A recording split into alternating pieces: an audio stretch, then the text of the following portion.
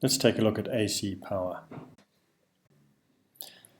Thomas Edison proposed the first power distribution system, which was based on the direct current DC system. A major drawback of this proposed system was that the power consumer had to be within 10 miles or so of the generating station because of the significant power losses along the wires. Then, in the late 1800s, Nikola Tesla invented the AC motor and generator, and with George Westinghouse built a large AC generating station at Niagara Falls, New York. This system demonstrated the tremendous advantage of using AC for power distribution, namely reduced line losses. This is achieved by using a transformer at the generating station to increase the voltage and reduce the current. Thus modified, the power can be transmitted through smaller wires and much less power loss. At the destination site, another transformer reduces the voltage back to usable levels and increases the current. Because transformers work only with AC, the AC system was destined to become the standard commercial form of transmitting electric power. Before discussing how AC motors work, let's briefly review exactly what AC power is. The simplest form of AC, and the kind most people are familiar with, is a single-phase AC, the standard diagram of which is shown. How does the sine wave diagram relate to the actual instantaneous voltages that would be found on prongs A and B of the standard power plug? To really understand AC, we must go back to the original definition of voltage, which is the difference in potential between 2 points.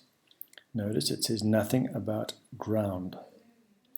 Therefore, the sine wave is showing only the voltage difference between prong A and B for one complete cycle. For example, in the first half of the cycle, prong A is more positive than B by up to 170 volts. At exactly mid-cycle, 180 degrees, there is no voltage difference between A and B. During the second half of the cycle, prong A has a negative voltage with respect to B.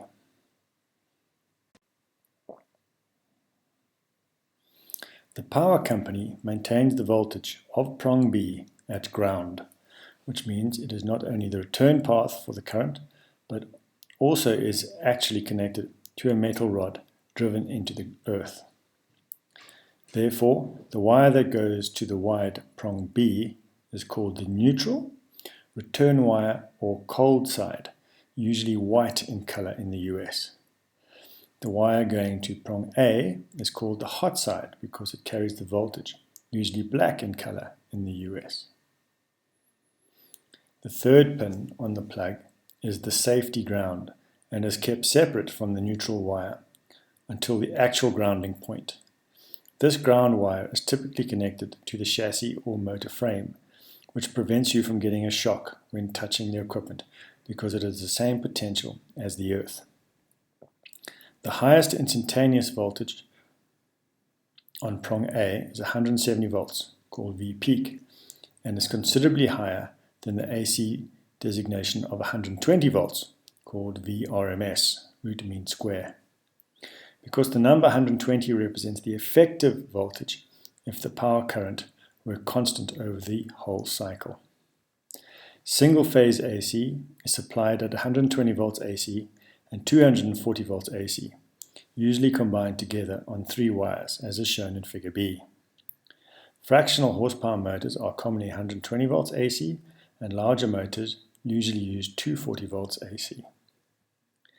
There are 3 common line frequencies in use: 60 Hz in the United States and Canada, 50 Hz in most of the rest of the world, and 400 Hz on many aircraft as shipboard systems.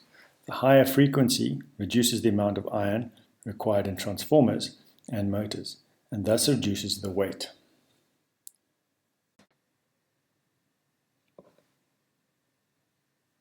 Single-phase AC is the most common form of power in homes and businesses, but is not the best type of AC for transmitting power or running AC motors. That distinction belongs to 3-phase AC, which is more complicated. However, because of its advantages, it is used extensively by heavy power users.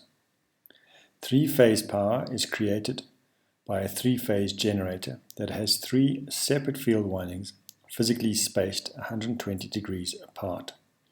This picture shows a two-pole induction motor with stator windings physically displaced by 120 degrees. Two wiring configurations are possible, the Y connection, shown in figure A, and the delta connection, shown in figure B. Note these diagrams are electrical schematics showing connections and do not represent the physical position of the windings. Motors and generators are made with 2, 4, 6, 8, 10, or 12 poles. A two-pole machine is shown here, and it and the four-pole version are the most common in industry. The schematics are the same, but each winding is physically located on two poles. We will look at this in more detail later.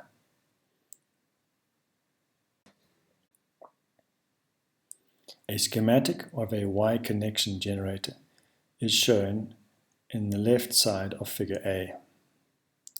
One end of each coil is connected to a common wire labeled N for neutral, and the other ends of the coils are labeled A, B, and C, which are the three-phase outputs.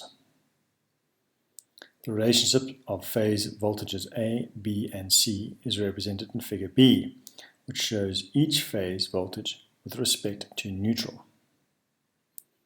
Each phase makes a complete cycle in one period and is 120 degrees apart. At any particular time, all phases add to 0 volts. For example, add the magnitudes of the three voltages when t equals 0. Notice that the phase sequence is A, B, C. First A, then B, then C. The other possible sequence would be A, C, B if the generator rotated counterclockwise.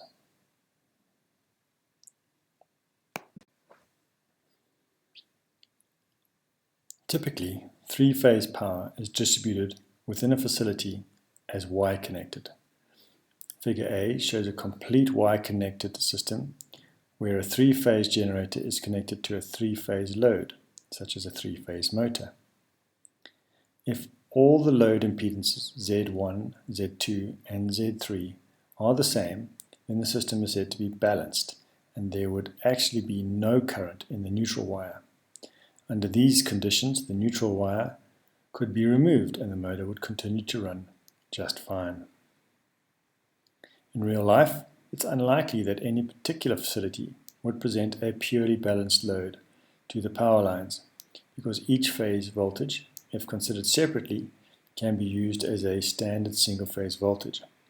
Therefore, a single-phase load, such as a light bulb, could be, and frequently is, connected between one of the phase voltages and neutral. The system would now be unbalanced, and some current would flow in the neutral wire. In practice, effort is made to keep the load on each phase equal.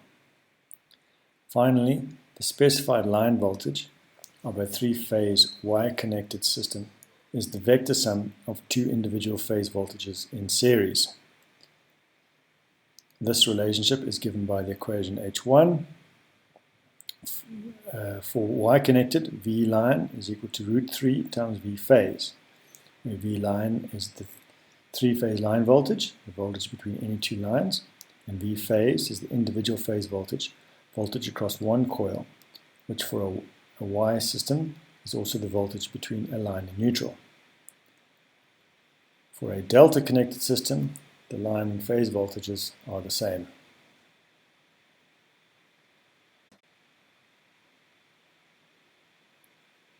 Let's look at an example. A three-phase Y-connected system has individual phase voltages of 120 volts AC. Find the three-phase line voltage. Look at the solution using equation H.1. V line is equal to root 3 times V phase, or 1,73 times 120 volts AC, or 208 volts AC.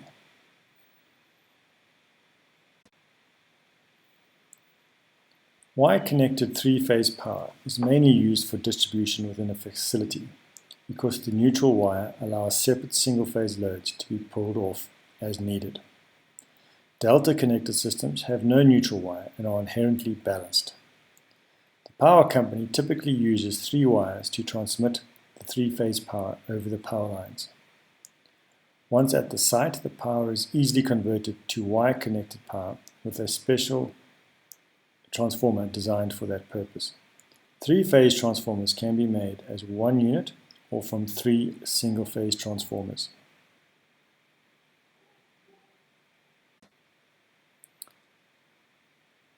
The text at this stage goes into a brief section on electrical safety. Safety is paramount and should always be foremost in your thoughts.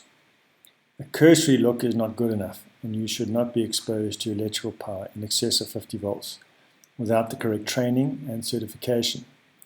Electricity is a silent killer and not to be taken lightly. It is assumed that you will take all safety precautions before you expose yourself to potentially harmful electrical equipment. Let's now look at AC induction motors.